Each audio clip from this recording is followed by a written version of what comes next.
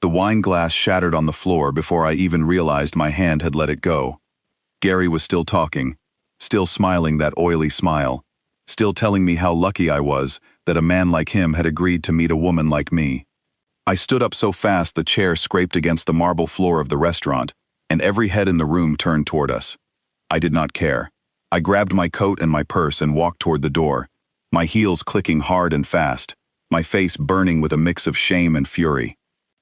Behind me, Gary called out something about how I would regret walking away from him, how nobody said no to him, and got away with it. I kept walking. I had heard enough insults for one night. I had heard enough insults for one lifetime. The restaurant was called Aurelio's, one of those places with low golden lighting and waiters who never smiled, the kind of place my friend Grace had insisted would be perfect for a first date. She had said Gary was successful, charming, a catch. She had been wrong on every count. He had spent the entire dinner comparing me to his ex-girlfriends, correcting the way I held my fork, and telling me that women my age should be grateful for any attention at all. I was 26. I was not desperate. I was done. I reached the tall glass doors at the front of the restaurant and pushed against the brass handle. It did not move. I pushed again, harder this time, my palm flat against the cold glass. Still nothing. I looked past the door to the street outside, where cars passed under the orange glow of streetlights, completely unaware that I was trapped on the other side of a pane of glass that refused to open. "They are locked," a voice said behind me. It was calm, deep, certain, the way a man speaks when he already knows how a conversation will end before it begins. I turned around, my heart suddenly hammering against my ribs. He had been sitting alone at the corner booth the entire evening. I had noticed him earlier, the way anyone would notice a lit match in a dark room. He wore a charcoal suit with no tie, his top button undone, his dark hair combed back neatly. He was not smiling. He was not frowning either. He simply watched me, the way a man watches something he has already decided belongs to him. Two men in black suits stood near the kitchen doors, arms crossed, eyes fixed on nothing and everything at once. Another man stood near the coat check, blocking the side exit I had not even noticed until now. The restaurant, which had been full of quiet conversation and clinking glasses only a moment ago, had gone completely still. Even the waiters had stopped moving. "Excuse me," I said, trying to keep my voice steady. "I need to leave." "Not tonight," he said. I laughed, a short disbelieving sound. "I'm sorry.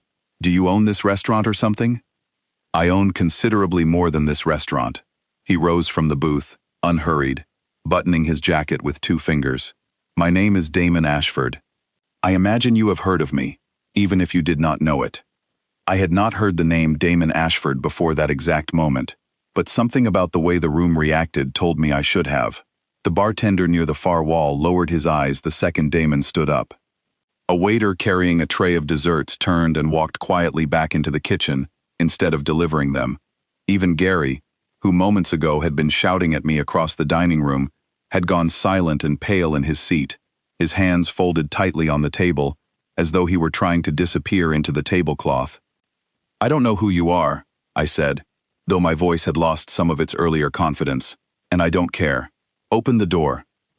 "You are Claire Whitmore," he said, ignoring my request entirely. 26 years old. You work at a small design firm 2 blocks from here. Your mother lives upstate. Your father passed away 6 years ago. You came here tonight because your friend Grace insisted this man," he tilted his head slightly toward Gary, "would be good for you. She was wrong." A cold feeling spread through my chest, worse than any fear I had felt moments before over a locked door. "How do you know all of that?" "Because I make it my business to know things," he said simply. "And because you are, as of tonight, my business." "I am not your business," I said, my voice rising despite my effort to control it. "I don't know you. I've never met you. Whatever this is, whatever game you think you're playing, I want no part of it. Open this door right now or I will scream loud enough for the entire street to hear me." "Scream," he said, and there was no cruelty in his voice, only a strange, patient calm. "No one outside will come. The street cameras on this block have not worked in 3 years, not by accident. The two men who might otherwise call the police are already sitting in a car parked outside, and they work for me. You are safe here, Claire. Safer than you have been in months, though you do not know it yet. Safe? My laugh came out sharp and disbelieving. You locked the doors. You have men blocking every exit. That is not safety. That is a kidnapping. Something flickered behind his eyes then, something almost like amusement, though his face remained still. If I wanted to hurt you, you would already be hurt. Think about that for a moment. Think about how easily I could have taken you the second you walked out of that door alone, into a dark street, with no one watching. Instead, you are standing here, in a lit room, with witnesses, arguing with me. That was a choice, my choice. I did not know what to say to that. Every instinct told me to run, to scream, to fight, but there was nowhere to run to. The doors were locked. The men by the kitchen had not moved an inch, but I understood now that they would move the instant I tried anything foolish. What do you want from me? I finally asked, forcing the words out through a throat that had gone painfully tight. Tonight, he said, I want you to walk out of here with me instead of him. He nodded once toward Gary, whose face had gone from pale to a sickly shade of gray. Tomorrow, we will discuss the rest. The rest of what? Your life, he said, as though it were the simplest thing in the world, which is now, unfortunately for you, and fortunately for me, tied to mine. I felt the floor tilt slightly beneath me, though I had not moved. This could not be real. This was the kind of thing that happened in movies, in the kind of stories my sister read late at night and swore were only fantasy. Men like this were not supposed to exist outside of fiction, standing in front of me in a locked restaurant, speaking about my life as though it were a business decision he had already finalized. You're insane, I whispered. I am careful, he corrected. There is a difference, and right now, being careful means you leave with me, quietly, without further scenes. I glanced toward Gary, some foolish part of me hoping he might do something, say something, help me in some way. He would not even meet my eyes. Whatever fear Damon Ashford inspired in this room, Gary clearly understood it far better than I did, and it had turned him into a silent, shrinking shadow of the man who had insulted me only minutes earlier. And if I refuse? I asked, lifting my chin, trying to sound braver than I felt. Damon studied me for a long moment, the kind of look that made me feel like he was reading something written directly beneath my skin. You will not refuse, he said, not as a threat, but as a simple statement of fact. Because somewhere in the part of your mind that is not currently panicking, you already understand that the man you came here with tonight was never going to be the most dangerous thing you encountered. A chill ran through me at those words, though I did not yet understand what they meant. There are people, Damon continued, his voice dropping lower, quieter, meant only for me, who wanted you in a car tonight, alone, unprotected, on your way home, from a date that was arranged for exactly that purpose. I imagine you thought Grace picked this man for you out of kindness. She did not choose him. He was chosen for her to suggest, weeks ago, by people who wanted you exactly where you were 15 minutes ago, walking alone toward a dark parking garage with no one watching. That's not possible, I said, though even as I spoke the words, a memory surfaced, uninvited. Grace mentioning Gary for the first time only 2 weeks ago, out of nowhere, though we had not spoken about my dating life in months. The strange, insistent way she had pushed me to say yes to dinner at this exact restaurant, on this exact night. Ask her, Damon said, as though he had read the doubt crossing my face. Ask her tomorrow how she came to know a man like Gary Preston, and watch how she answers. I did not respond. I could not. My mind was spinning too fast, trying to hold on to something solid in a night that had turned upside down in the space of a single locked door. Come with me, Damon said, extending one hand, not touching me, simply offering. You can hate me for it tomorrow. Tonight, you will simply live. Behind him, one of the men in black suits stepped away from the kitchen door and moved toward the front entrance. I heard the soft click of a lock releasing, though I understood now it would open only when Damon wished it to. I looked at his outstretched hand. I looked at Gary, still frozen and silent in his seat. I looked at the two guards by the wall, patient and unmoving, and at the street outside, bright and normal, and completely unaware of what was happening behind the glass. I had walked into this restaurant hoping for nothing more than a decent meal and a man who might treat me with basic respect. I was walking out of it, into something I did not understand, something that had already reached into my life long before tonight, arranging pieces on a board I had not known I was playing on. "You're mine now," Damon said quietly, as the door finally swung open behind him, cold night air rushing into the warm, silent restaurant. I did not take his hand, but I walked forward anyway, past Gary, past the frozen waiters, out into a night that had stopped making sense the moment I tried to leave it behind.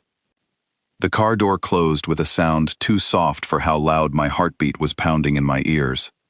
The interior smelled like leather and something faintly like cedar. Damon sat across from me, not beside me, in the wide back seat of a black car that felt more like a small room than a vehicle. A driver sat up front, silent, his eyes flicking toward the mirror only once before returning to the road. Outside the tinted windows, the city rolled past in streaks of light, and I pressed my hand against the door, feeling for a handle that I already suspected would not open from the inside. "It is locked," Damon said, without looking up from his phone. "For your safety, not as a punishment." "Everything about tonight feels like a punishment," I said, my voice shaking despite my best effort to sound calm. "I want to go home." "You will," he said. "Eventually, not tonight." I stared at him, at the sharp line of his jaw, the way his fingers moved across the screen of his phone, with the same unhurried confidence he had shown back in the restaurant. He did not look like a man who had just taken someone against her will. He looked like a man finishing a normal evening, mildly inconvenienced by the fact that I kept talking. "You can't just decide that," I said. "You can't just decide I'm not going home. I have a job. I have a mother who calls me every single night before she goes to sleep. If I don't answer, she will call the police. Your mother will receive a message from your phone within the hour, telling her you are staying with a friend tonight and that your phone battery died," Damon said, finally looking up. "It will sound exactly like you. My people are thorough." "You already went through my phone?" I felt sick, violated in a way that had nothing to do with anything physical, and somehow felt just as invasive. "Not yet," he said, "but I will need to, briefly, to send that message in a way that sounds convincing. I would rather you give me the phone willingly than take it from you." "And if I don't?" "Then I take it," he said simply, no threat in his voice, only fact. "I would prefer the first option, Claire. I am trying, in my own way, to make tonight easier for you." I laughed, a bitter, disbelieving sound. "Easier? You locked me in a restaurant. You put me in a car I can't get out of. You're going through my phone. Nothing about tonight is easy." "Compared to the alternative," he said quietly, "it is." Something in his tone made me stop. There was a weight to the way he said it, a heaviness that did not match the calm confidence he had shown all night. I studied his face, trying to find the lie in it, but I could not. "Tell me about this alternative," I said. "Tell me what you think would have happened if you hadn't decided to ruin my night." Damon set his phone down on the seat beside him, giving me his full attention for the first time since we had entered the car. "The man you had dinner with tonight, Gary Preston, is not who Grace believes him to be. He works, occasionally, for a man named Victor Callahan. Perhaps you have not heard that name either, but you will. Victor and I share a long and complicated history, none of it friendly. 3 weeks ago, Victor became aware that you exist, and more importantly, why you matter to me." "I don't matter to you," I said. "I met you 20 minutes ago." "You matter to me because of something that happened long before tonight," Damon said. "Something neither of us chose, but both of us are now tied to. I promise you, Claire, I will explain everything, but not tonight, not while you are still shaking and still convinced I am your enemy." "You are my enemy," I said. "You locked me in a room. You're holding me against my will right now." "I am protecting you against your will," he corrected. "There is a difference, even if it does not feel like one from where you are sitting." I turned to look out the window instead of at him, watching the buildings blur past, trying to memorize the streets in case I ever found a way to run. We passed familiar landmarks first, the small bakery near my apartment, the park where I sometimes ate lunch, and then the city began to change, the buildings growing taller, the streets wider and quieter, until we reached a section of the city I had only ever seen in photographs, where the buildings were made of glass and stone, and the streets were lined with trees that looked too perfectly trimmed to be real. The car finally slowed in front of a tall iron gate, which opened without anyone touching it, as though the entire property had been waiting for our arrival. Beyond the gate stood a house so large it looked more like a private estate than a home, its windows glowing warm and gold against the dark night. "This is where you live?" I asked, unable to hide the surprise in my voice. "This is one of several places I stay," Damon said. "Tonight, it is where you will stay as well." The car came to a stop in a circular driveway, and before I could reach for the door, one of his men opened it from the outside, offering a hand I did not take. I climbed out on my own, my legs unsteady beneath me, and stared up at the house looming above us, its size somehow more intimidating up close than it had seemed from a distance. Inside, the house was quiet in a way that felt deliberate, as though every sound had been carefully controlled. A woman in a simple black dress appeared in the entryway, introduced only as Nora, and offered to show me to a room. I looked at Damon, some foolish part of me still hoping he would change his mind, tell me this had all been a strange misunderstanding, that I was free to leave. He did not. "Get some rest," he said instead. "Tomorrow we will talk properly, and I will answer every question you have. Tonight, you are safe. That is all that matters." "Safe?" I repeated, the word tasting bitter in my mouth. "You keep using that word like it means something coming from you." For the first time all night, something close to regret crossed his face. There and gone so quickly I almost thought I had imagined it. "One day," he said quietly, "you will understand that it means everything, coming from me." Nora led me up a wide staircase and down a long hallway lined with paintings I did not recognize, into a bedroom larger than my entire apartment. The bed was neatly made with soft white sheets, a small tray of tea and biscuits waiting on a side table, as though someone had known, hours ago, that I would end up here tonight. "If you need anything," Nora said gently, "there is a phone by the bed that connects directly to my room. The windows do not open, I am sorry to say, but the door is not locked. You may walk the halls if you wish, though I would not recommend the east wing after dark. Mr. Ashford does not sleep much, and he does not like to be disturbed while he works." "Am I a prisoner here?" I asked bluntly, too exhausted to soften the question. Nora hesitated, choosing her words with visible care. "You are a guest who did not ask to be one," she finally said. "I think that is the most honest answer I can give you." After she left, I sat on the edge of the enormous bed, staring at my own hands, trying to make sense of a night that refused to make any sense at all. My phone sat on the nightstand where one of Damon's men had placed it, the screen showing a new message already sent to my mother, in a voice that sounded exactly like mine, exactly as Damon had promised. I picked it up and scrolled through my contacts until I found Grace's name, my thumb hovering over the call button. It was late, well past midnight, but I needed to hear her voice, needed to ask her the question that had been eating at me since Damon first spoke Gary's name in that restaurant. She answered on the third ring, her voice thick with sleep. "Claire? It's so late. Is everything okay?" "How did you meet Gary?" I asked, skipping every normal greeting, my voice sharper than I intended. There was a pause on the other end of the line, too long, too heavy. "What do you mean? I told you. A friend of a friend introduced us at a work thing." "Which friend, Grace?" Another pause, longer this time. "I don't actually remember," she finally said, and something in her voice had changed, gone quiet, and uncertain in a way I had never heard from her before. "That's strange, isn't it? I've been trying to think about it since you asked, and I genuinely can't remember how his name came up. I just remember suddenly thinking he would be perfect for you." A cold weight settled in my stomach, heavier than anything I had felt all night. "Grace, I need you to think carefully. Did anyone ask you to introduce us? Did anyone pay you, or ask you as a favor?" "Claire, you're scaring me," she said. "What is going on? Where are you right now? I thought you were on your date." I looked around the enormous, unfamiliar room, at the tray of tea I had not touched, at the door that was not locked, but might as well have been, given how impossible it felt to imagine walking through it and simply leaving. I'm somewhere safe, I said, echoing Damon's word without meaning to, hating myself a little for it. I'll explain everything tomorrow. I promise. I ended the call before she could ask anything further, and sat alone in the silence of a stranger's house, turning Damon's words over and over in my mind. He was chosen for her to suggest. If that was true, if someone really had reached into my life weeks ago and set tonight's disaster into motion, long before I ever agreed to meet Gary for dinner, then Damon Ashford, whoever he truly was, had not been the danger waiting for me tonight.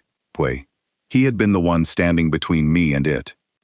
I lay back against the unfamiliar pillows, too exhausted and too overwhelmed to cry, staring up at a ceiling I did not recognize, in a house I had never asked to enter, wondering what kind of life I had been living without ever knowing someone else had already decided how it would end. Sleep did not come easily. I drifted in and out of it, half dreaming, half listening for footsteps in the hallway outside my door. Sometime near 2 in the morning, thirst pulled me fully awake, and I found the tray of tea long gone cold beside the bed. I sat up, pressed a hand to my dry throat, and decided that whatever Nora had said about the East Wing, I would rather risk finding a kitchen than lie awake until morning imagining every possible danger waiting behind the walls of this house. The hallway outside my room was dim, lit only by small golden lamps set low along the floor, casting long shadows across paintings of places I did not recognize. I walked carefully, my bare feet silent against the cold marble, following the staircase down toward what I hoped was the kitchen.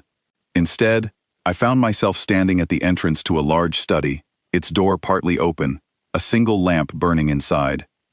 Damon sat behind a wide desk, jacket gone, sleeves rolled to his forearms, a glass of something amber untouched beside a stack of papers he was reading with total focus. He did not look up immediately, though I was certain he had heard me the moment I stopped walking. "You should be asleep," he said, still not lifting his eyes from the page in front of him. I couldn't sleep, I admitted, too tired to pretend otherwise. I was looking for water. "There is a kitchen through the hall to your left," he said, finally glancing up. In the low lamplight, something about his expression looked different than it had in the restaurant or the car, less guarded, though only slightly. "Nora will have left something out for you, in case you woke." I did not move to leave. Something about the quiet study, the late hour, the strange stillness of the house, made me bold in a way I had not felt since the doors of the restaurant first locked behind me. "Who is Victor Callahan?" I asked instead. Damon set down his pen slowly, studying me across the room, the way he had studied me all night, as though trying to decide how much truth I could carry. "A man who believes the world owes him more than it has given him," he finally said. "A man who has spent years trying to take what is mine, piece by piece, because he cannot build anything of his own. And I'm one of the pieces," I said quietly. It was not a question. "You were not, until 3 weeks ago," Damon said. "Now, unfortunately, you are. Because of something in the past. Something you won't explain to me." "Not tonight," he said again, though this time there was something almost like an apology in his voice. "Tonight, I am asking you to trust that I am telling the truth about the danger, even if I cannot yet tell you the reason behind it." "That's not trust," I said. "That's just fear with a nicer name." Something flickered across his face, and for the briefest moment, I thought I saw the corner of his mouth lift. Not quite a smile, but close to one. "Perhaps," he admitted. "Go find your water, Claire. Sleep if you can. Tomorrow will be easier. I promise you that much." I left him there in the low lamplight, surrounded by papers I could not read, and secrets he refused to share, and made my way to the kitchen, where a glass and a pitcher of water sat waiting exactly where he said they would be, as though the entire house had been arranged around the certainty that I would eventually wander its halls, searching for answers no one was yet willing to give me. A crash from downstairs tore me out of sleep before the sun had fully risen. I sat up in the unfamiliar bed, heart slamming, my mind scrambling to remember where I was, before the memory of the night before crashed back over me all at once. The restaurant, the locked doors, Damon Ashford, the house. I was still there, still trapped inside 4 walls that were not mine, and something downstairs had just made a sound like breaking glass. I threw off the blanket and moved to the door, pressing my ear against the wood, listening. Voices, low and urgent, drifted up from somewhere below, though I could not make out the words. My hand found the doorknob, and to my surprise, it turned freely. Nora had told the truth. The door had never been locked. I stepped into the hallway, just as Nora appeared at the top of the stairs, her usual calm expression replaced by something tighter, more careful. "Miss Whitmore," she said quickly, "I need you to come with me." "What happened?" I asked, following her without thinking, my bare feet cold against the marble floor. "Nothing you need to worry about," she said, though her pace suggested otherwise. She led me not toward the stairs but away from them, down a different hallway toward a smaller room near the back of the house, its door heavier than the others, reinforced with metal along the edges I had not noticed the night before in any of the other doors. "Nora, please," I said, stopping in the doorway. "Tell me what's going on." She hesitated, glancing back down the hallway before answering. "Someone tried to come through the service entrance a few minutes ago," she said quietly. "Mr. Ashford's men stopped them before they got far. He asked me to bring you somewhere secure until he knows it is safe." My stomach dropped.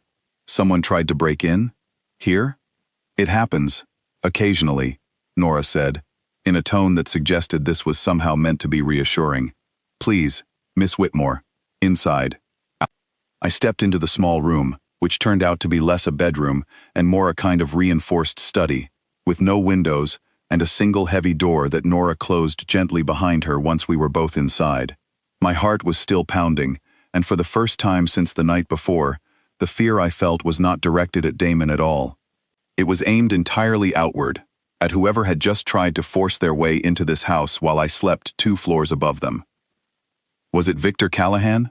I asked, the name feeling strange and dangerous in my mouth.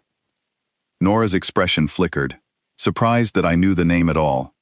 "I could not say for certain," she said carefully, "but it would not surprise me." We waited in silence for what felt like an hour, though it was likely closer to 20 minutes. Finally, the door opened, and Damon stepped inside, his jacket gone, a small cut above one eyebrow that had not been there the night before. My breath caught at the sight of it. "You're hurt," I said, before I could stop myself, the words slipping out with more concern than I wanted to admit feeling. "It is nothing," Damon said, though he did not move to hide it from me. "A minor disagreement with someone who should not have been on my property." "Was it him? Victor?" Damon's jaw tightened. "One of his men. Victor is careful enough not to come himself. Not yet. He prefers to test the edges of a situation before committing fully to it." "Test the edges," I repeated. "You mean me? He was testing how well protected I am." "Yes," Damon admitted, and something about his honesty in that moment, blunt and unflinching, struck me harder than any comfort or reassurance could have. "Which means it is time I told you the truth. All of it, rather than pieces designed to keep you calm." He led me out of the small reinforced room and back through the quiet halls of the house, down to the study where I had found him the night before, still lit by morning light now instead of lamplight. He gestured for me to sit, and for the first time since the restaurant, he sat close beside me instead of across some distance, meant to maintain control of the conversation. "My father and your father knew each other," Damon began, "many years before either of us were born into the lives we live now. They were partners in a sense, though the business between them was never simple and never entirely legal." I stared at him, something cold and unfamiliar settling in my chest. "My father was an accountant," I said slowly. "He worked at a small firm downtown. He wasn't part of anything like this." "Not by the time you knew him," Damon said gently. "By then, he had left that life behind, built something quieter, safer, for you and your mother. But before that, your father worked for mine, managing money that could not pass through ordinary banks, moving it in ways that made both families very wealthy, very quietly." "That's not possible," I whispered, though even as I said it, fragments of memory surfaced uninvited, moments from childhood I had never fully understood. Men in dark suits visiting our house late at night when I was very young. My father's sudden decision to change jobs when I was 8, the family's abrupt move to a smaller house in a quieter neighborhood, the way my mother's face used to tighten whenever anyone asked about his old work.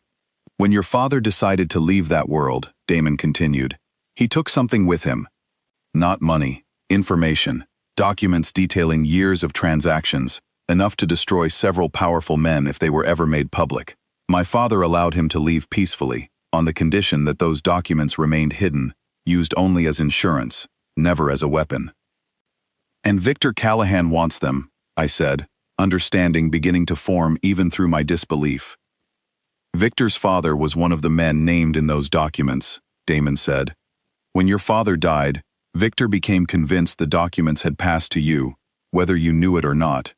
He has spent months trying to find proof of that, and 3 weeks ago, he found something that convinced him he was right. I don't have any documents, I said, my voice rising with the beginning of panic. I don't know anything about this. My father never told me any of it. I believe you, Damon said, and something in the certainty of his voice steadied me slightly. But Victor does not, and belief is not something men like him require before acting. He arranged for Gary Preston to get close to you, hoping either to search your apartment while you were distracted, or to convince you to trust him enough to hand something over willingly, if you did in fact possess what he believed you did. And you knew all of this, I said, before tonight, before the restaurant. I have known for 3 weeks, Damon admitted. I have had people watching you since the moment I learned Victor was interested in you, long before you ever agreed to that dinner. Anger flared through the fear, and confusion twisting inside me. You've been watching me for 3 weeks, and you never once thought to warn me? You just let me walk around my own life with no idea any of this was happening? Would you have believed me, Damon asked quietly, if a stranger appeared at your apartment 3 weeks ago and told you a story about your father's past, about hidden documents and dangerous men? Or would you have called the story exactly what it sounds like, the delusion of a madman, and gone straight to that dinner with Gary Preston anyway, walking directly into whatever plan Victor had prepared for you? I did not have an answer for that, because he was right, and the realization of it left a bitter taste in my mouth.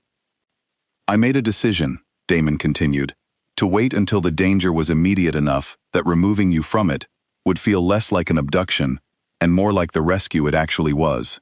I understand that from where you are sitting, tonight, that decision still feels like the former, rather than the latter. I am asking you to be patient with me, Claire, while the difference becomes clearer.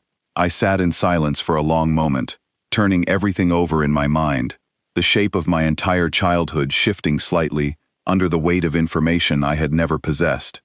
My father, quiet and gentle, the man who used to read to me every night before bed, had once been part of a world capable of producing men like Damon Ashford and Victor Callahan. It did not feel possible, and yet, somehow, deep beneath the disbelief, it also felt true, in a way I could not fully explain. What happens now? I finally asked. Now, Damon said, you stay here, where you are protected, until we determine exactly what Victor believes you possess, and whether there is any truth to it at all. I will need to ask you some difficult questions, about your father's belongings, anything he may have left behind that you never fully understood. There was a storage unit, I said slowly, memory surfacing unbidden. My mother kept it after he died. I've never been inside it. She said it was full of old business papers, nothing important. Something sharpened in Damon's expression, quick and focused. Do you know where it is? Somewhere upstate, near where my mother lives now, I said. I have never had a reason to go through it. You may have one now, Damon said quietly, though I would rather approach it carefully, through people I trust, than risk drawing Victor's attention to it before we understand what, if anything, it actually contains. I nodded slowly, the weight of the entire conversation finally settling fully over me. Somewhere in the last 12 hours, my life had become something I no longer recognized, tangled in secrets my own father had carried silently for years, secrets that had somehow found their way into a locked restaurant and a stranger's enormous house, into the careful, watchful eyes of a man who called himself my protector, while refusing to let me leave. I still don't know if I trust you, I said finally, meeting his eyes directly for the first time since he had begun explaining. I would be concerned if you did, Damon said, something almost gentle in his voice despite the seriousness of everything we had just discussed. Trust built too quickly is rarely trust at all. I am not asking for it yet. I am only asking you to stay long enough to see whether it is earned. Outside the study window, the morning light had grown fuller, spilling gold across the wide lawn and the tall iron gate in the distance.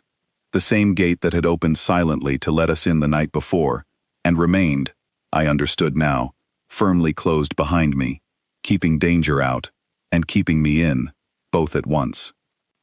I thought of my mother, still asleep in her quiet upstate house, unaware that a storage unit she had never bothered to open might hold the key to explaining every strange, unanswered question from my childhood. I thought of Gary Preston, pale and silent in his seat, as Damon spoke my name aloud like a claim already made. I thought of Victor Callahan, a man I had never met, who nonetheless already understood the shape and danger of my life better than I did myself only 24 hours earlier. Somewhere in the space between fear and understanding, something else had begun to take root, small and unwilling, but undeniably present. I did not trust Damon Ashford, not yet. But for the first time since the restaurant doors had locked behind me, I understood, at least, why he had done it. Later that afternoon, a phone was placed in my hands, a different one from my own, small and unmarked. Damon explained it could not be traced, and that I was free to call my mother on it, though he asked me not to mention the storage unit directly, in case anyone was listening on her end of the line. My mother's voice when she answered sounded exactly as it always did, warm and slightly distracted, the voice of a woman folding laundry while balancing a phone against her shoulder. "Claire, sweetheart, is everything all right? You sound strange." "I'm fine," I said, forcing my voice into something steadier than I felt. "I was just thinking about Dad, about his old things. Do you still have that storage unit from after he passed?" There was a pause on the line, longer than I expected. "Why are you asking about that now?" "No reason," I said quickly, too quickly, and I saw Damon's eyes flick toward me from across the room, watching carefully. "I've just been thinking about him lately. I thought maybe there were photographs in there, things I never got to see." "There might be," my mother said slowly. "Mostly it's old paperwork from his work years, before he switched jobs. Boring things, contracts and folders. I never had the heart to go through it properly. Why don't you come up some weekend and we'll look together?" "I'd like that," I said, my throat tightening unexpectedly at the normal, gentle sound of her voice, so far removed from the danger sitting quietly in the room with me. "Soon, I promise." After I ended the call, I sat holding the small phone in both hands, staring at nothing, the reality of everything pressing down harder now that I had heard proof, however small, that the storage unit truly existed, and that whatever it held had never been examined closely by anyone in my family. "She doesn't know anything," I said quietly, "about any of this. She thinks it's just old paperwork." "That is likely exactly what your father wanted her to believe," Damon said, "to protect her, the same way he tried, in his own way, to protect you, by staying silent for as long as he could." "He should have told me," I said, anger rising unexpectedly through the grief.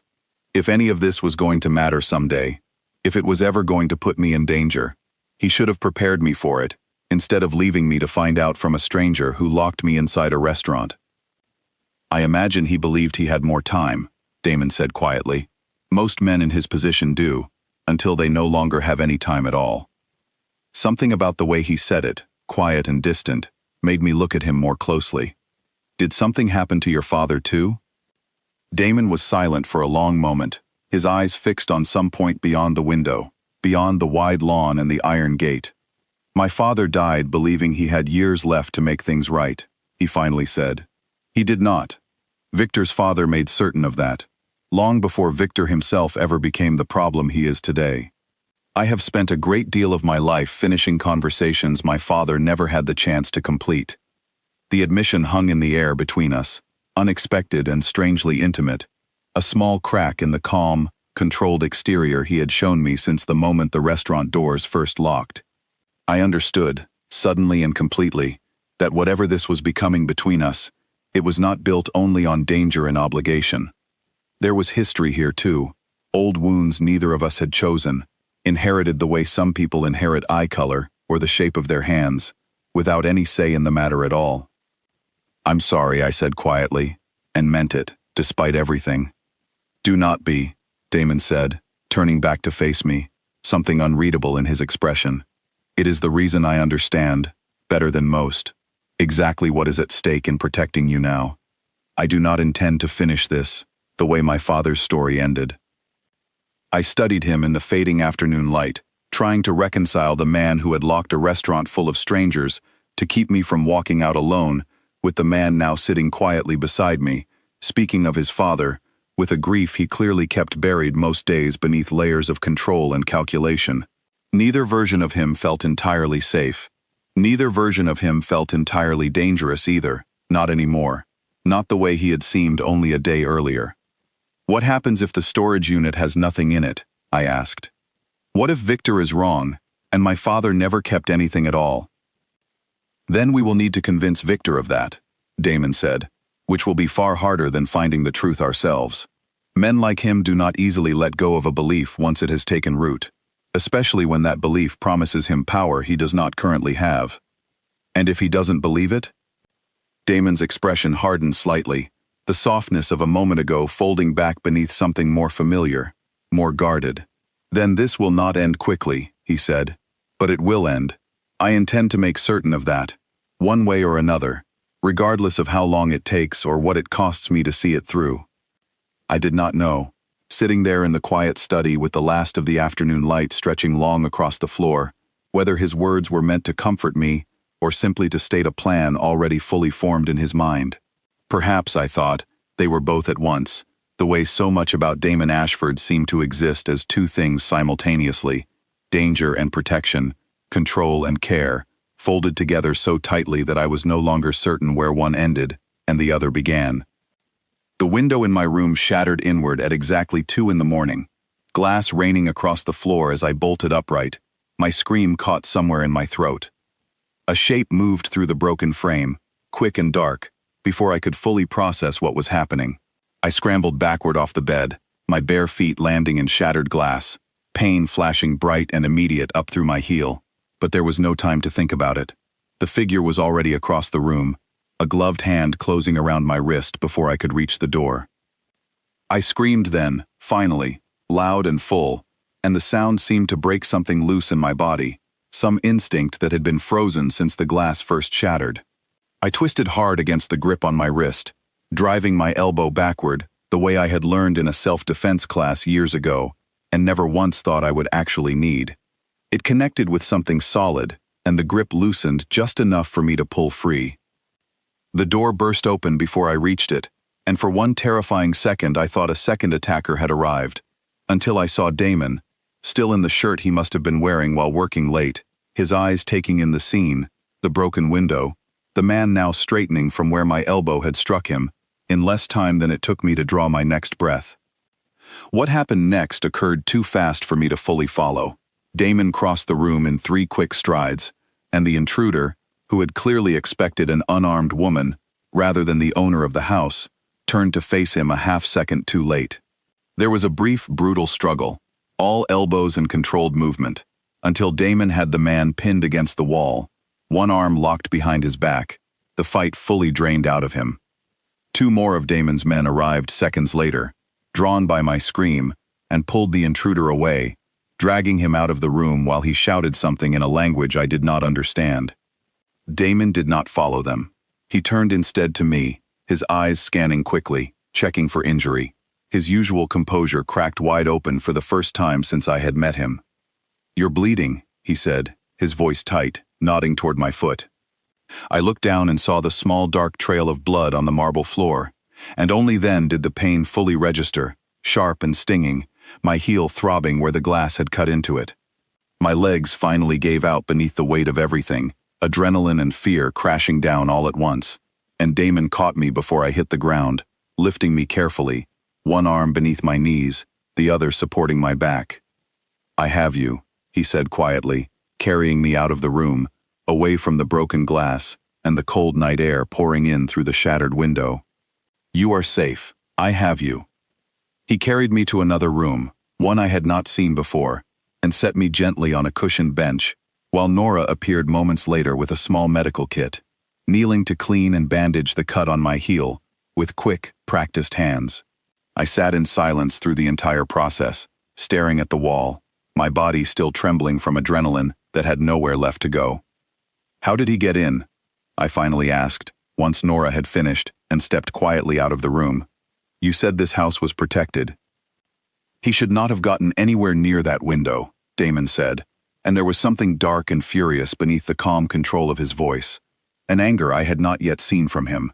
Someone on my own staff gave him information they should not have had. I intend to find out who. Someone here is working with Victor, I said slowly, the realization settling cold and heavy in my chest. Someone in your own house. It would appear so, Damon said grimly.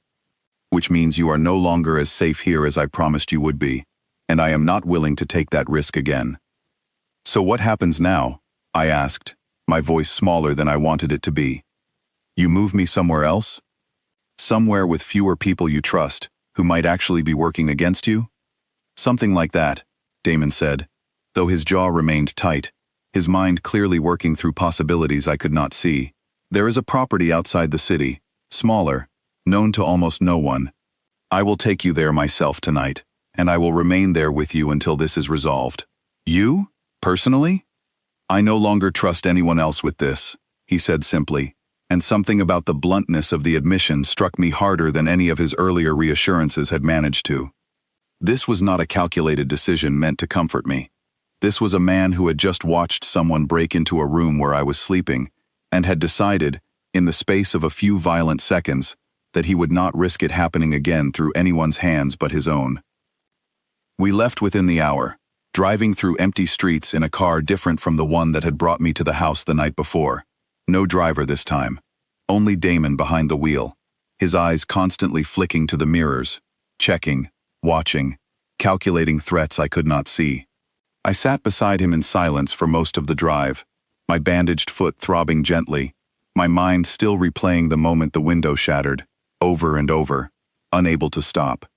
Talk to me, Damon said eventually, breaking the silence without looking away from the road. The silence is worse than anything you could say. I keep seeing it, I admitted quietly. The glass, his hand on my wrist. I keep thinking about what would have happened if you hadn't come in when you did. I will not let that happen again, Damon said, his voice low and certain, carrying a weight that felt different from anything he had said to me before, less like a promise made from duty, and more like something personal, something that mattered to him beyond the obligation of protecting whatever piece of leverage I represented in his conflict with Victor. Why does it matter so much to you? I asked, turning to look at him properly for the first time since we had left the house. I understand the documents, the history between our fathers, all of it. But tonight, when you came through that door, that wasn't calculation, that was something else. Damon was quiet for a long moment, his hands tightening slightly on the wheel. I told myself, when this began 3 weeks ago, that protecting you was simply the correct move, given the history between our families, given what Victor would do if he ever got to you first, he finally said.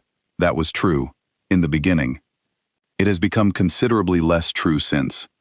Less true how? I asked, my heart beating faster now for reasons that had nothing to do with fear. I watched you tonight, Damon said, fight back against a man twice your size, in the dark, half asleep, terrified, and you did not simply freeze. You fought, and when I reached that room and saw you standing there, bleeding and shaking but still standing, something in me understood, very clearly, that I was no longer protecting you because of a debt owed to your father, or a piece of leverage Victor believes you hold. I was protecting you because the thought of losing you had become unbearable to me, somewhere between the restaurant and tonight, without my permission. The car fell silent after that, the only sound the low hum of the engine and the wind rushing past outside. I did not know what to say, my mind caught between the exhaustion of the night's violence and the unexpected weight of his words, honest in a way I had not expected from a man who had spent our entire acquaintance carefully controlling every word he offered me. I don't know how to feel about any of this, I finally admitted. 2 days ago, my biggest problem was a bad date. Now someone broke into a bedroom to hurt me. My entire childhood turned out to be built on secrets I never knew existed, and the man who locked me inside a restaurant is telling me he cares what happens to me. I do not expect you to have an answer tonight, Damon said quietly. I only wanted you to know the truth of it, in case tonight had ended differently than it did. We reached the smaller property just before dawn, A modest house, tucked behind a line of trees. Nothing like the sprawling estate we had left behind. Quiet and unremarkable enough that I understood immediately why almost no one knew of its existence. Damon carried me inside despite my protest that I could walk, my bandaged foot still tender against the cold morning air, and set me down gently on a couch near a small fireplace, which he lit himself, refusing to wake anyone else at this hour. "Rest," he said, kneeling beside the couch, his eyes searching mine in the low firelight. "I will be here. I am not leaving this house until Victor is no longer a threat to you." I studied his face in the flickering orange light, the sharp lines I had first seen across a restaurant, now softened by exhaustion and something closer to worry than I had ever expected to see from him. Whatever this was becoming between us, forged in danger and inherited history and secrets neither of us had chosen, it no longer felt entirely like the threat it had seemed only 2 nights earlier. "Thank you," I said quietly, the words surprising me even as I spoke them. "For tonight. For coming through that door."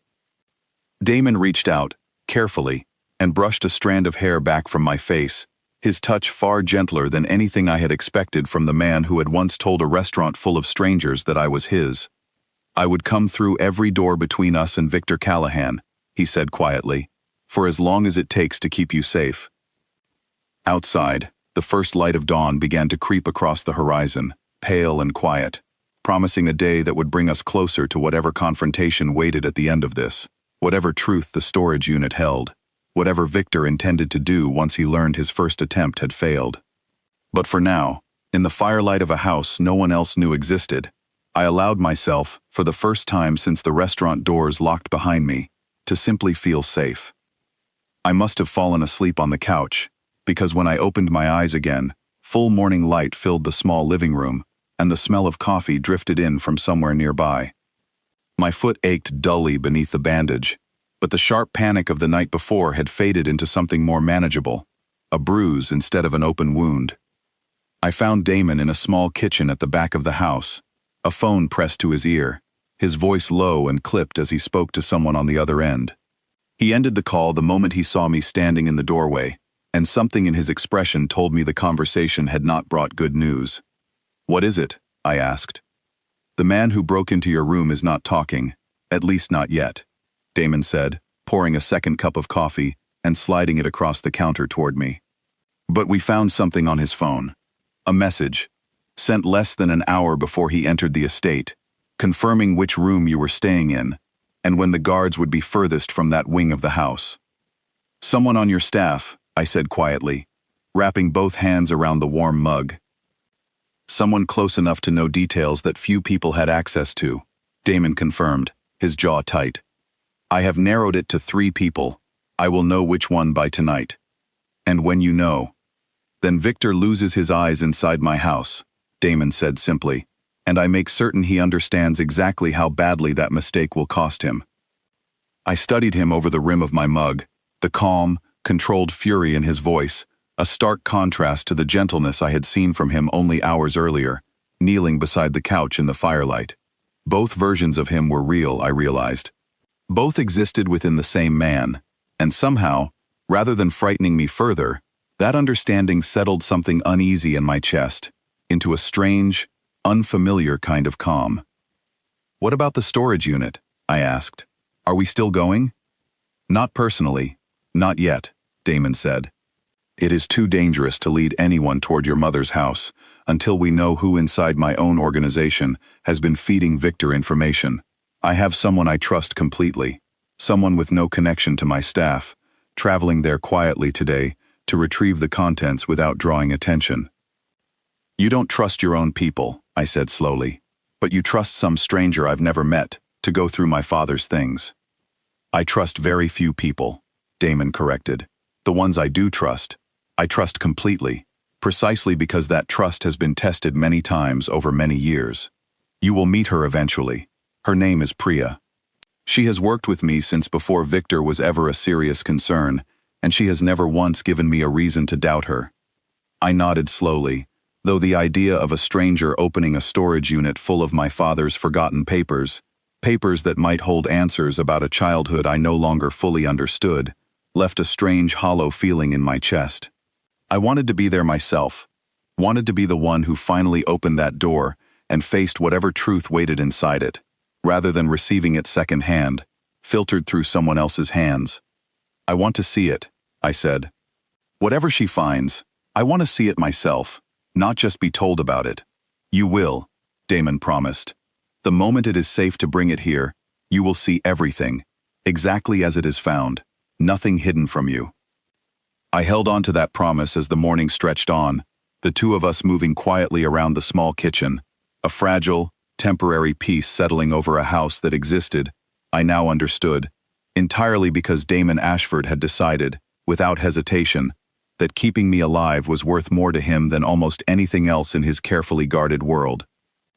Priya arrived just after sunset, carrying a single battered cardboard box that looked far too ordinary to hold the answers I had been waiting 2 days to find.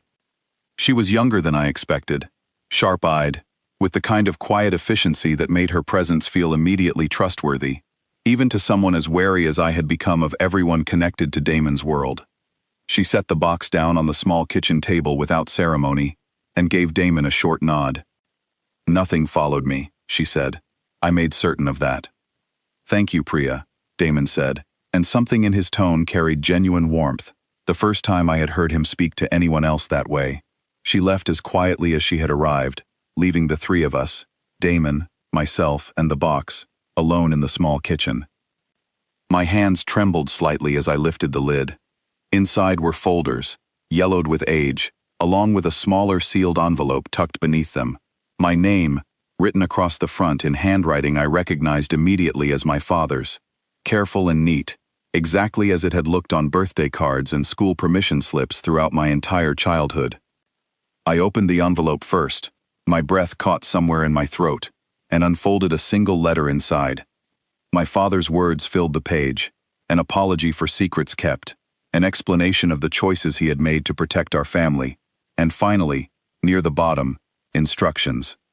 He had never kept the actual documents Victor believed I possessed.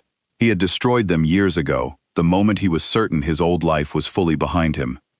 What remained in the storage unit was something else entirely, a detailed written account of everything he had witnessed during his years working for Damon's father, including specific actions taken by Victor's father, that Victor himself had spent years trying desperately to keep hidden, actions far more damaging than anything the original documents had ever contained. "He never kept the leverage Victor thinks he kept," I said quietly, sliding the letter across the table toward Damon. "He destroyed it years ago, but he wrote everything down anyway, in case anyone ever came looking."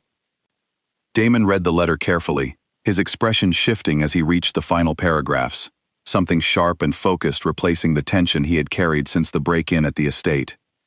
"This is enough," he said quietly. "This is more than enough. If made public, or even simply shown to the right people, this would destroy whatever standing Victor still has left. His own men would abandon him, rather than be associated with what his father did." "So it's over," I said, though the words felt strange leaving my mouth, too simple for everything the last 2 days had cost. "We show him this, and he backs down." "He will not back down easily," Damon said. "A man like Victor does not simply accept defeat. He will need to see, clearly and immediately, that fighting further will cost him everything, rather than gain him anything at all." Before Damon could make the call arranging the meeting, his phone buzzed once, sharply, and he stepped away to answer it.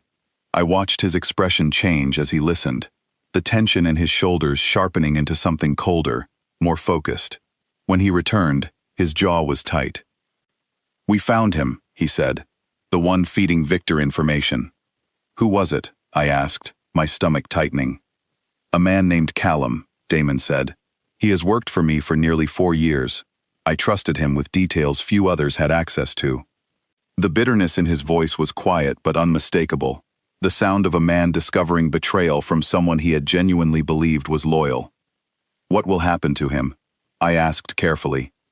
"He will be dealt with," Damon said, "in a way that ensures he never has the opportunity to sell information again, to Victor or anyone else. That is all you need to know." Something in his tone told me not to press further, and though a part of me wanted to understand exactly what those words meant, A larger part of me understood that some corners of Damon's world were not meant for me to fully see. Not yet. Perhaps not ever. "Does this change anything?" I asked. "About tonight? About the meeting with Victor?" "It confirms what we already knew," Damon said. "Victor has been one step ahead of us because he had eyes inside my own house. Without Callum feeding him information, he loses that advantage entirely. It makes the meeting tomorrow considerably safer than it would have been otherwise." I nodded slowly, though the knowledge that someone so close to Damon had been willing to risk my life for whatever price Victor had offered left a lingering unease I could not fully shake. It was a reminder, sharp and immediate, that danger in this world rarely announced itself clearly, that it could live quietly behind a familiar face for years before finally revealing its true shape. That night, Damon made a call I was not permitted to hear, arranging a meeting for the following evening. A place neither hidden nor heavily guarded, chosen deliberately, Damon explained, to prove that this was not an ambush, only a conversation Victor could not afford to refuse. I barely slept, imagining every possible way the meeting could go wrong, every version of Victor Callahan my mind constructed from the fragments Damon had shared. A man cruel enough to arrange a fake date just to get close to me, desperate enough to send someone through a window in the middle of the night. When morning finally came, Damon found me sitting on the small porch outside the safe house, watching the sun rise over quiet, empty fields. "I want to come with you," I said, before he could speak, "to the meeting." "Absolutely not," Damon said immediately. "It is far too dangerous." "You said this letter is enough to destroy him," I said. "If that's true, then he has more reason than ever to make sure it never reaches anyone else, which means more reason than ever to come after me directly. I am safer standing beside you, where you can see me, than hidden somewhere he might still find a way to reach." Damon studied me for a long moment, clearly weighing the argument against every protective instinct that had driven his decisions since the moment we met. "If you come," he finally said, "you do exactly as I say, the moment I say it. No questions, no hesitation." "Agreed," I said, relief and fear tangled together in my chest in equal measure. The meeting took place in a quiet park just outside the city, chosen for its open sightlines, easy for Damon's people to secure, impossible for anyone to approach unseen. Victor Callahan arrived exactly on time, flanked by two men, his expression carrying none of the desperate cruelty I had imagined, only a cold, calculated confidence that unsettled me more than open hostility would have. "Damon," Victor said, his eyes sliding toward me with an interest that made my skin crawl. "And this must be the woman causing all this trouble." "You caused the trouble, Victor," Damon said evenly, "the moment you decided to involve someone with no part in this conflict. Her father left unfinished business," Victor said with a shrug. "I am simply collecting what is owed." "There is nothing left to collect," Damon said, and nodded once toward me. I stepped forward, my hands steady despite the fear pounding through my chest, and held out a copy of my father's letter, the original, locked safely away where only Damon knew its location. Victor's eyes scanned the page quickly, and I watched something shift behind his controlled expression, the first crack of genuine alarm breaking through the cold confidence he had arrived with. "This proves nothing," he said, though his voice had lost some of its earlier certainty. "It proves enough," Damon said. "Enough for every man currently loyal to you to abandon that loyalty the moment they learn what your father truly did, and what you have spent years trying to bury alongside him. You know this, Victor. I can see it in your face." For a long, tense moment, nobody spoke. The two men flanking Victor shifted slightly, uncertain, watching their leader for direction he did not immediately provide. I held my breath, watching Victor's jaw tighten, his hand curling slightly at his side, and for one terrifying second, I thought he might do something reckless, something that would shatter the careful, controlled peace of the open park around us. Instead, he laughed, short and humorless. "You always did enjoy holding leverage over people, Damon. Very well. Consider this matter closed. I have no further interest in the Whitmore family, provided that letter remains exactly where it is." "It will," Damon said, "provided you keep your word." Victor's eyes flicked toward me one final time, something unreadable passing behind them, before he turned and walked away, his men falling into step behind him without a word. I did not fully believe it was over, not with the way my heart still pounded against my ribs, but Damon's shoulders had relaxed slightly, enough to tell me that whatever threat Victor still represented, the immediate danger had passed. "That's it?" I asked quietly, once Victor's car had disappeared from view. "After everything, that's how it ends? A conversation in a park?" "Men like Victor do not fight battles they cannot win," Damon said. "He will watch carefully in the coming weeks, testing whether the threat was real, but he will not move against you again. Not directly, not soon." We returned to the safe house that evening, the tension of the last several days finally beginning to loosen its grip on both of us. I stood on the small porch as the sun set fully behind the quiet fields, and Damon joined me, standing close but not touching, the space between us charged with everything neither of us had said since the night of the break-in. "You could have told me the truth from the beginning," I said quietly. "About my father. About everything. Instead of locking me in a restaurant and forcing me into a car." "I know," Damon admitted. "I made the choice I believed would keep you alive long enough to hear the truth at all. I do not regret the outcome. I regret, perhaps, the manner in which I achieved it." "Perhaps," I repeated, a small, unexpected smile tugging at the corner of my mouth despite everything. "That's the closest thing to an apology I'm going to get, isn't it?" "It is the most honest one I know how to give," Damon said, and something in his voice, quiet and unguarded, told me he meant it completely. I turned to face him fully, the last light of the sunset, painting the sky behind him in shades of gold and deep orange. 2 days ago, this man had been a complete stranger, standing between me and a locked door, claiming ownership over a life I had not offered him. Now, somehow, after everything, after broken glass and hidden letters and a tense confrontation in an open park, I found myself standing willingly beside him, no locked doors required. "What happens now?" I asked. "Between us, I mean. Not Victor, not my father's letter, just us." Damon reached out, slowly, giving me every opportunity to step away if I chose to, and gently brushed his fingers along my jaw, tilting my face slightly upward. "Now," he said quietly, "I am asking, rather than deciding for you. You are free to leave, Claire. Truly free, this time. With no guards, no locked doors, no danger waiting outside to force your hand. If you wish to walk away from all of this, from me, I will not stop you." I studied his face in the fading light, searching for any trace of the man who had once told a restaurant full of strangers that I belonged to him without asking. That man was still there, somewhere beneath the surface, the same intensity, the same absolute certainty in everything he did. But something else had grown alongside it these last few days, something gentler, something that had chosen, again and again, to protect me not out of obligation or old debts, but because he genuinely could not stand the thought of losing me. "I don't want to leave," I said quietly, the words surprising me even as I spoke them, though I knew, somewhere beneath the surprise, that they were completely true. "Not because you're forcing me to stay, because I choose to." Something shifted in Damon's expression then, relief and disbelief, and something warmer than either, all at once. "Say that again," he said quietly, so I know I did not imagine it. "I choose to stay," I repeated, steadier this time, certain in a way I had not expected to feel after everything the last few days had cost me. "Not as someone you claimed in a locked restaurant, as someone who decided, on her own, that this is where she wants to be." Damon closed the small distance between us then, his hand still gentle against my jaw, and for the first time since the moment he had risen from that corner booth and changed the entire direction of my life, I did not feel like prey being claimed by something dangerous. I felt like someone standing, finally, on equal ground with a man who had fought, in his own complicated and imperfect way, to make certain I lived long enough to make this choice at all.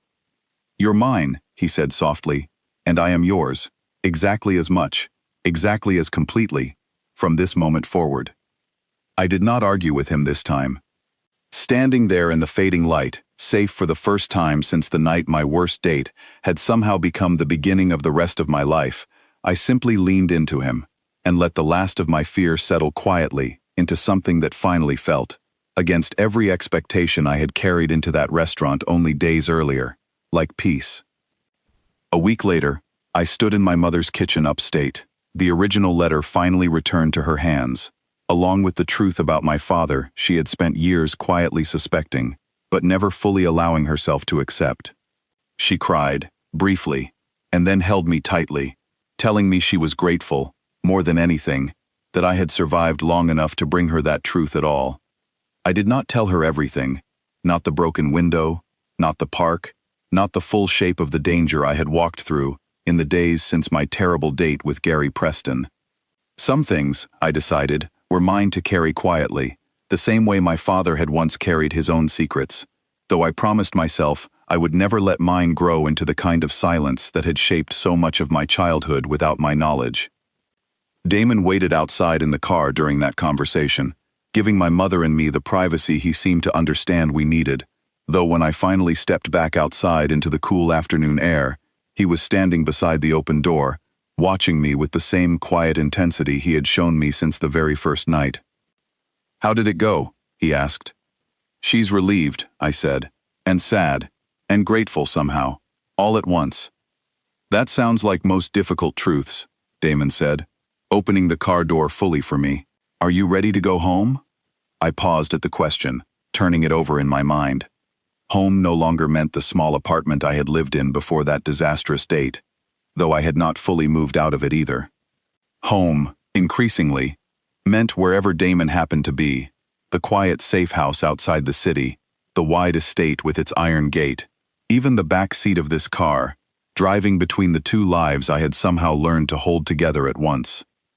"Yes," I said finally, climbing into the seat beside him. "I'm ready."